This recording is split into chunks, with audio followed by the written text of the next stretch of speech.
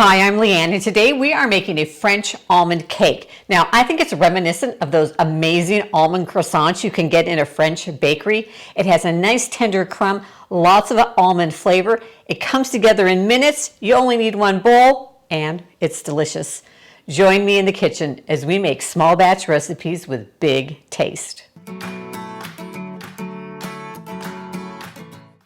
All right, our first step for this cake is we're going to toast our almonds. Now, I am using sliced almonds here. You could use slivered almonds, but I think the sliced almonds will look prettier. We're going to put them in a 350-degree oven for about 8 to 10 minutes, and then stir them halfway in between until they get nice and toasty and golden brown. We're going to start by mixing together our wet ingredients, and we're going to start with 1/3 cup of plain yogurt. Now, I'm using Greek yogurt. If you've got some French yogurt on hand, go ahead and use that. I like to use a whole milk yogurt, but you can use a low fat, a non-fat, whatever you have. We're going to add in 2 eggs, and then we've got a 3/4 cup of granulated sugar. Kind of mix that together, and then we're going to use 4 tablespoons of oil. Now, you want a mild flavored oil. I am using sunflower oil, but you could use vegetable oil or canola oil. I don't recommend olive oil because it has more of a distinct flavor, and I also recommend not substituting the oil for butter. This oil gives this cake an amazing texture that you don't want to miss out on. All right, and then we're going to add in our extract. I have a teaspoon of almond extract. Again, I rarely measure my extract. And a teaspoon of vanilla extract. We're going to pop that in and mix that all together. Oh, I love the way that almond extract smells. We're ready for our dry ingredients. 3/4 cup of all-purpose flour and a teaspoon, let me double check, I'm terrible with measurements and remembering. We're using baking powder, yes, we're using 1.5 teaspoons of baking powder. All right, and then we are using 1/4 teaspoon of salt. Then the last ingredient that's going to go in is we are using 1/2 cup of almond flour. Now, I buy my almond flour. You can find it in the baking aisle at the grocery store. This is the one I got at Trader Joe's. There is almond flour and there's almond meal. Almond flour is finer, so you want almond flour. Now, worst case scenario, you cannot find it. Take some of your almonds, grind them up in your blender till they're nice and fine, and you can use that instead. So that will work. And then we're going to mix this up just until all of our dry ingredients are incorporated with our wet ingredients. I always like to mix my small batch recipes up by hand, just because then you have less of a tendency to overmix or overbeat, which can cause for tough baked goods. All right, then we're going to take our prepared pan.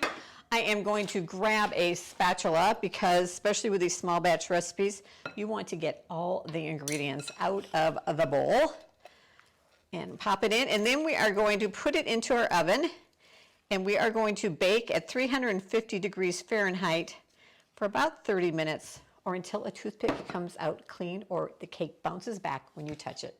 While our cake is baking, we're going to mix up our glaze because this glaze, just like that lemon cake, if you missed it, check up there, don't miss it. This glaze needs to be put on the cake while it is still warm, because then that glaze just soaks right into that cake and makes it so good. So I've got 1/2 cup of powdered sugar in here. I'm going to use 1/2 teaspoon of almond extract and 1/2 teaspoon of vanilla extract. Now, if you aren't an almond fan, heaven forbid, you could always just make this cake with vanilla extract. But because the almond flavor really doesn't give it much of an almond flavor. The almond flour, did I say that? Yeah, almond flour.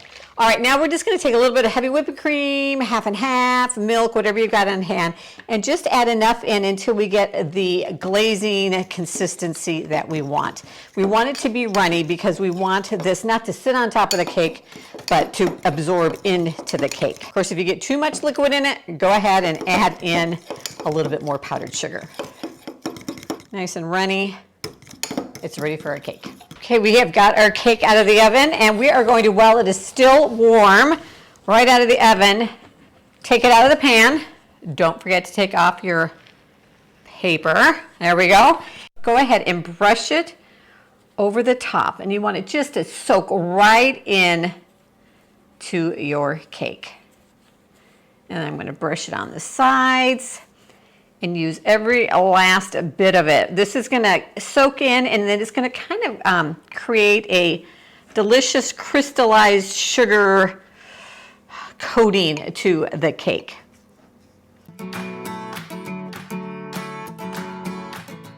All right, there we go. Now, we're gonna take those toasted almonds that we made, and you could place them very neatly, one after another on top of your cake, but I just sprinkle them right on there. This not only adds a little extra almond flavor to your cake, but it gives it a nice crunch too, nice texture to it, which I love. Warm syrup will kind of help them stick on the cake. And then we're gonna make it extra fancy. I've got a little powdered sugar, and we are just gonna dust the cake with that, and we have got a beautiful, a delicious almond cake. Now, if you've ever been to France, to a French bakery, and eaten one of their French or their almond croissants, yeah, it is a little bit of heaven. Well, this almond cake is right up there with that almond croissant. All right, so if you are an almond lover, you are going to love this cake. Just look at how light and tender that crumb is on the cake. It is so good. Now, make sure that you check out some of my other small batch cake recipes by clicking down below. Subscribe to my channel, and I'll see you in the next video.